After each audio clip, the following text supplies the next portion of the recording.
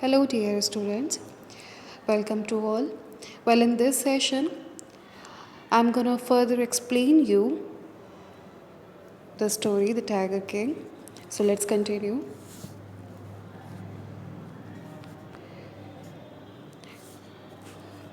As we've already understood, students, that there is a king, there is a Maharaj in this story who belonged to Pratibandhapura. This is a place, or we can say this is a palace, which is located in Kanyakumari district near Tamil Nadu. तो वो उनको tiger king, mainly tiger king के नाम से जाना जाता है. उनको ऑल्दो कई नाम दिए गए हैं, लेकिन उनको जो मेनली जो नाम दिया गया है वो टाइगर किंग के नाम से जाना जाता है. अब यहाँ पर हम लोगों को एक क्वेश्चन हम लोगों को और मिला है, read and find out, and the question is who is the tiger king. So we already know maharaja, और इनका जो मेन नाम है वो है सर जिलानी जुंगजुंग बहादुर. ऑल्दो इनके कई नाम हैं, लेकिन यहाँ पर जो मेन जो इनका नाम यूज़ हुआ है वो ये वाला यूज़ हुआ है, सर जिलानी जुंगजुंग बहादुर. और we have another question here, why does he get that name, कि उनको ये नाम क्यों मिला यहाँ पे. तो अब आगे इस स्टोरी को पढ़ते समय we will find out all the questions. आगे बढ़ते हैं students. I have come forward to tell you why he came to be known as tiger king. I have no intention of pretending to advance only to end in a strategic withdrawal. Even the threat of a Stuka bomber will not throw me off track.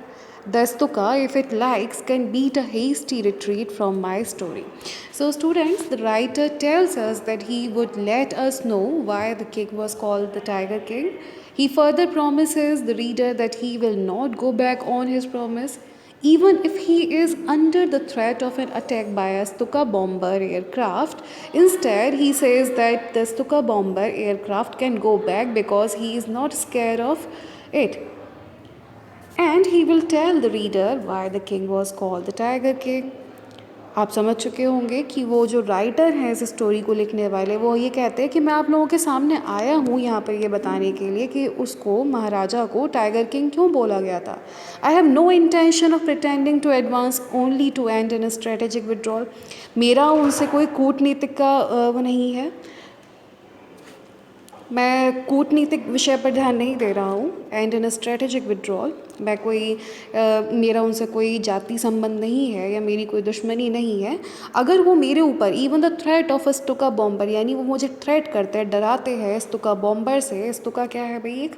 एक तरीके का एक, ध्यान दीजिएगा students, स्टुका bomber एक German bomber aircraft है, यानी bomb को गिराने वाला, that was used in the second world war, जो कि सेकेंड वर्ल्ड वॉर के समय पर यूज़ किया गया था.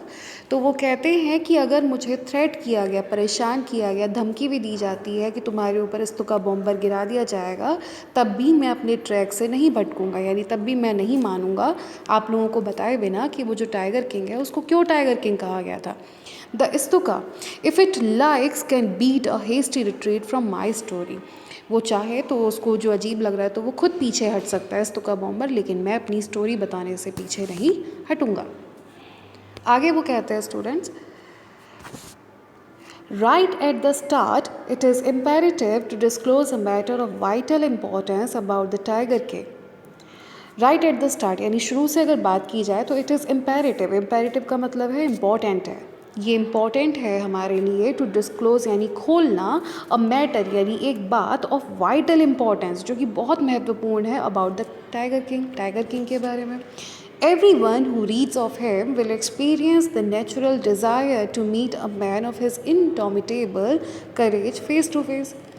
कि प्रत्येक व्यक्ति के पास, everyone who reads of him, जो भी उनके बारे में पढ़ता है, जो भी रीडर उनके बारे में पढ़ता है टाइगर किंग के बारे में, will experience the natural desire, अपने अंदर से एक नेचुरल डिज़ायर महसूस करेगा, to meet a man of his indomitable. Indomitable का मतलब होता है अनडिफीटेबल, मीन्स एक ऐसा व्यक्ति जिसको कि जीता ना जा सके. इनडोमिटेबल, जिसके अंदर करेज है, ऐसे व्यक्ति से वो फेस टू फेस बात करना चाहेगा इंसान, जो भी उनके बारे में पढ़ेगा. But there is no chance of its fulfilment, लेकिन जो उनका जो चांस है उनसे मिलने का, वो बिल्कुल भी फुलफिलमेंट होने का उनका कोई चांस है ही नहीं, कि उनकी एक इच्छा पूरी हो जाए। As Bharat said to Rama about Dasharath, जैसे कि भरत ने राम को दशरथ की मृत्यु के बारे में बोला था कि आप उनसे मिल लीजिए, जबकि ये तो इम्पॉसिबल चीज़ थी क्योंकि वो ऑलरेडी क्या हो चुके थे, डेड थे उस समय। The tiger king has reached that final abode of all living creatures. The tiger king, जो टाइगर किंग था, has reached that final abode। Students, abode का मीनिंग होता है बिल्कुल फाइनल जो निकास होता है, कि वो उस किंग जो है वो रीच तक पहुंच गए थे, यानी टाइगर किंग जो है वो रीच पहुंच गए थे सारे क्रिएचर्स के, यानी वो छोटे से छोटे जानवर से लेके बड़े से बड़े जानवर तक को भी वो मार सकते हैं। जब वो एक बाघ जैसे व्यक्ति एनिमल को मार सकते हैं तो वो कुछ भी कर सकते हैं। In other words the tiger king is dead. अगर दूसरे शब्दों में कहा जाए तो टाइगर किंग अब जिंदा नहीं है। The manner of his death is a matter of extraordinary interest. और उनकी जो डेथ का जो किस्सा है, जो मैटर है, जो किस्सा है, वो और एक्स्ट्रा ऑर्डिनरी इंटरेस्ट का है, यानी उसमें तो और ही सुन के उसको इंसान एकदम एक्साइटेड हो जाए, उसको सुन के रोमांचित हो उठे कि कैसे उनकी मृत्यु हुई। It can be revealed only at the end of the tale. ये रिवील किया जाएगा, इट कैन बी रिवील यानी इसको खोला जा सकता है, इस राज को खोला जा सकता है केवल इस टेल यानी इस कहानी के अंत में।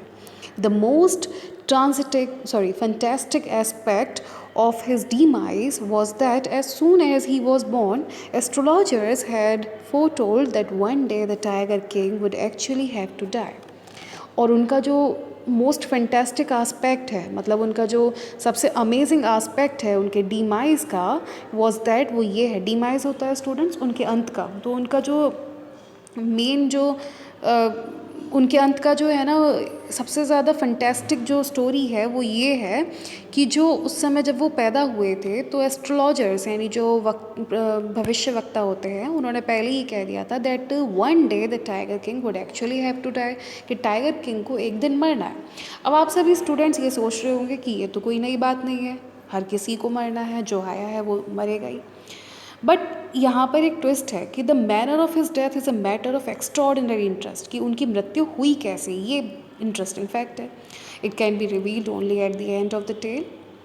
और ये जो है वो जब ये कहानी एंड होगी तभी बताया जा सकता है। Okay students, so we will stop here in this video. That's all for the video. अगली वीडियो में इसके आगे के पैसेजेस को हम डिस्कस करेंगे। Thank you all.